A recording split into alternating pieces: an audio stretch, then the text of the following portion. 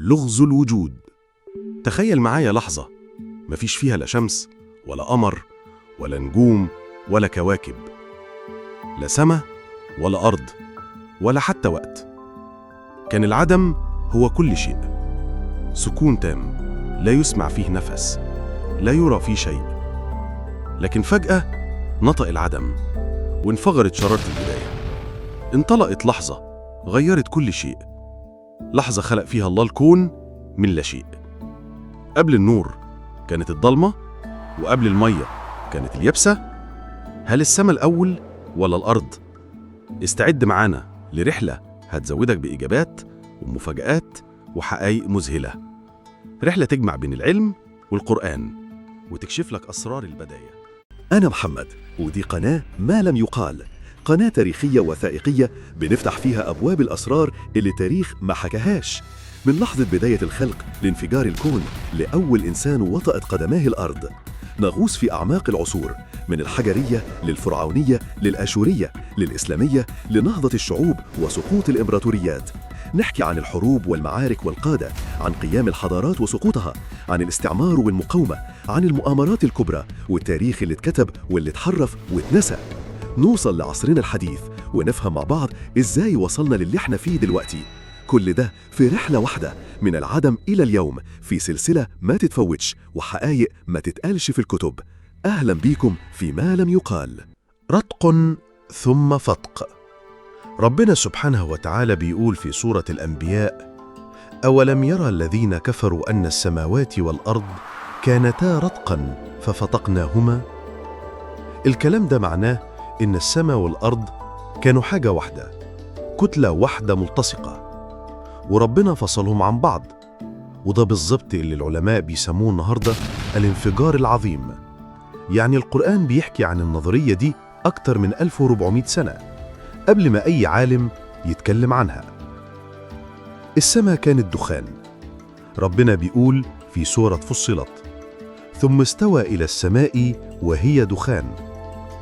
في البداية السماء ما كانش فيها لا نجوم ولا كواكب، كانت مجرد دخان كوني هائل. العلم الحديث بيوصف بداية الكون إنه كان سحابة من الغاز الكثيف جدا. يعني الآية بتوصف بدقة المرحلة دي. السماء كانت دخان. مراحل الخلق ترتيب إلهي دقيق. في سورة فصلت ربنا بيقول: خلق الأرض في يومين وجعل فيها رواسي وقدر فيها أقواتها في 4 أيام ثم استوى إلى السماء فقضاهن 7 سماوات في يومين.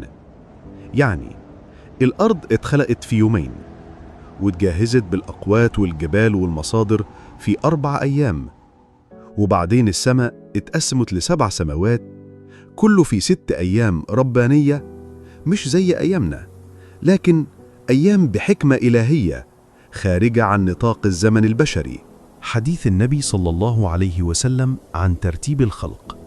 قال النبي صلى الله عليه وسلم: خلق الله التربة يوم السبت، وخلق فيها الجبال يوم الأحد، وخلق الشجر يوم الاثنين، وخلق المكروه يوم الثلاثاء، وخلق النور يوم الأربعاء، وبث فيها الدواب يوم الخميس، وخلق آدم بعد العصر من يوم الجمعة.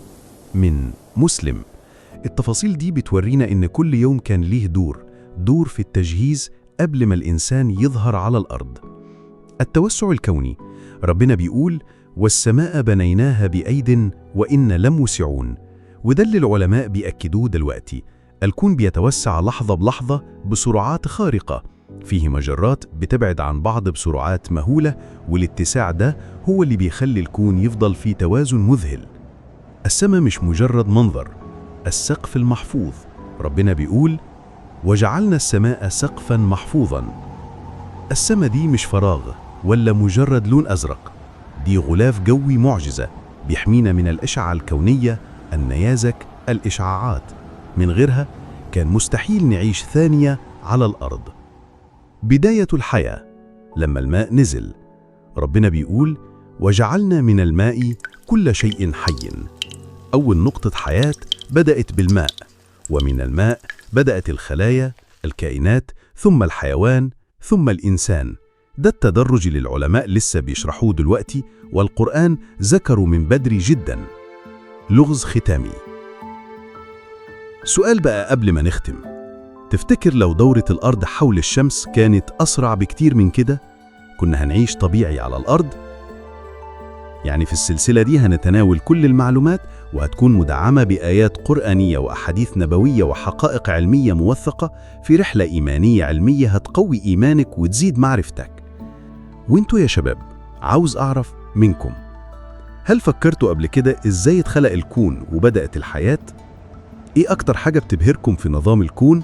شاركونا برأيكم. دي مش مجرد سلسلة علمية، دي رحلة إيمانية هتبين لك عظمة الخالق سبحانه في كل ذرة من ذرات الكون. سنريهم آياتنا في الآفاق وفي أنفسهم حتى يتبين لهم أنه الحق. صدق الله العظيم. وفي الختام افتكر دايما إن كل حلقة من ال7 سلاسل على قناة ما لم يقال مش بس هتقدم لك معلومة جديدة، لكن هتشوف جانب خفي من التاريخ وتفهم أسرار ما حدش قالها قبل كده. لو نفسك تفهم حكاية الكون من العدم لحد اللحظة اللي بنعيشها النهاردة، اشترك دلوقتي في القناة وفعل زر الجرس علشان توصلك كل الحلقات أول ما تنزل. وما تنساش تعمل لايك لو الحلقة عجبتك، ولو عندك سؤال دايما كان شاغل بالك اكتبه لنا في الكومنتات، ممكن نخصص له حلقة كاملة ونعرضه في السلسلة.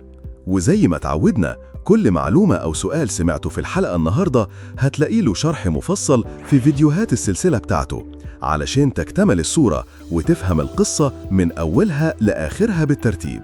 ما تنسوش تقولوا رأيكم في التعليقات وتصلوا على النبي محمد صلى الله عليه وسلم، ونشوفكم في الحلقة الجاية في ما لم يقال. والسلام عليكم ورحمة الله وبركاته.